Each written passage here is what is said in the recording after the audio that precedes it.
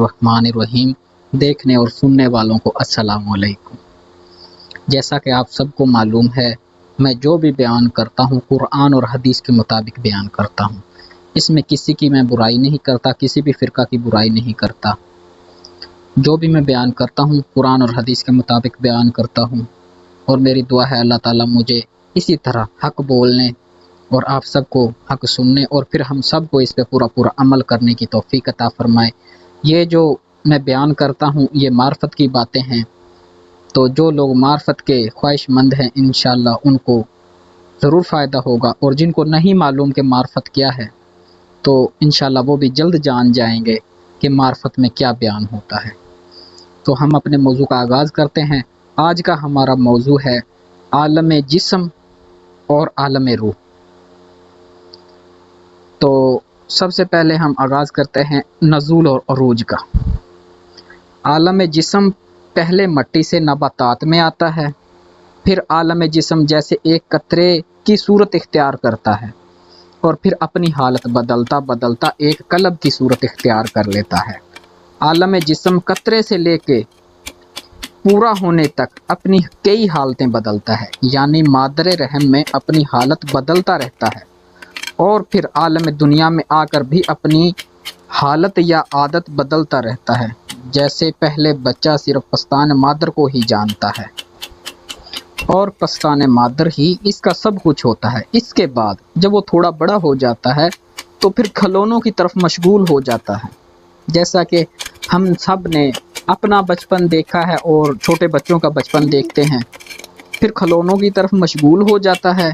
इसके बाद खिलौने छोड़कर दुनिया की तरफ राग़िब हो जाता है, जैसा कि सबके साथ चल रहा है। फिर ऐसा दुनिया में मशगूल होता है कि हर तरफ को भूल जाता है और फिर आलम फ़ानी में फ़ना हो जाता है। फिर ज़ाते हक़ को रहम आता है उस पे, और उस फ़ना से बका की तरफ ले जाना मंजूर होता है, यानी कि अल्लाह ताला इंसान को फ़ना से बका की तरफ ले जाना चाहता है। तो जिस तरह आलम दुनिया में लाने के लिए हमारे वालिदैन को हमारा वसीला बनाता है, इसी तरह फिर आलम फ़ना से आलम बका में ले जाने के लिए अहले अल्लाह को हमारा वसीला बनाता है। जिस तरह आलम जिस्म में बूढ़ा होने तक हमारे दिल की कई हालतें बदलती हैं। इंसान का दिल बचपन में कुछ और होता है, जवानी में कुछ और होता है, और बुढ़ापे में दिल की हालत कुछ और होती है। इसी तरह आलम रूह में भी हमारे दिल की कई हालतें हैं जो बदलती हैं। यानी जब हमारी पैदाइश मुल्क कुद्स में होती है तो इस मुल्क में पहली खुराक हमारी जो होती है वो ज़िक्र इलाही होती है, और हम ज़िक्र इलाही को सब कुछ समझते हैं। जिस तरह पहले हमारा नज़ूल आलम जिस्म में हुआ, इसी तरह फिर आलम जिस्म से उरूज शुरू होता है। जिस तरह आलम जिस्म में कामिल होने तक कई मुसीबतों और कई खुशियों का सामना होता है, फिर इसी तरह आलम रूहानी में कामिल होने तक कई मुसीबतों और खुशियों का सामना होता है। जब हमारी रूह कामिल हो जाती है तो उसका नाम रूह आज़म होता है, और फिर अल्लाह ताला रूह आज़म को दोबारा इस हस्ती में भेजता है। जैसे अल्लाह ताला कुरान मजीद में कहता है, हमने पैगंबरों को भेजा, और ये सूरह 3 में आया है। सूरह 3 आयात नंबर 4-5। तर्जमा, हमने इंसान को अच्छी सूरत पर पैदा करके नीचे से नीचे फेंका। नीचे से मुराद मस्कीनी है, यानी औलिया अल्लाह और पैगंबरों को हर एक ने नीचे से नीचा देखा, लेकिन हैं वो सबसे ऊपर। हाँ, फिर हम रूह आज़म के मुकम्मल होने का बयान करते हैं। रूह आज़म की पहली खुराक ज़िक्र है।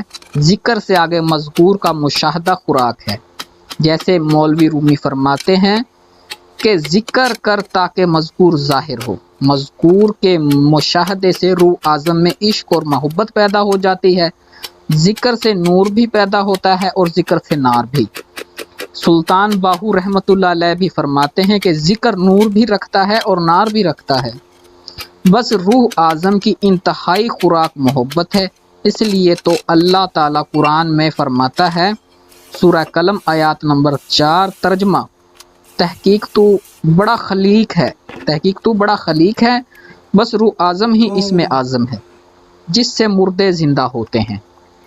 روح اعظم شروع سے لے کر جتنی حالتیں بدلتا ہے ان کا نام منزلیں ہیں۔ روح تو اپنی حالت نہیں بدلتا بلکہ اپنے مقامات تبدیل کرتا ہے، اور جس مقام پر روح ہو اسی نام سے پکارا جاتا ہے۔ جیسے ایک آدمی جب سکول میں ہو تو ماسٹر پکارتا ہے، اور گھر میں ابا اور چچا کے نام سے پکارا جاتا ہے۔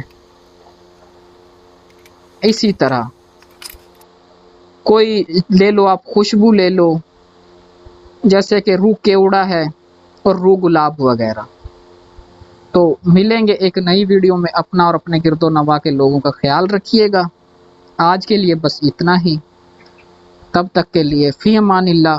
اللہ نگہبان، اللہ آپ کا حامی و ناصر ہو۔ اللہ حافظ۔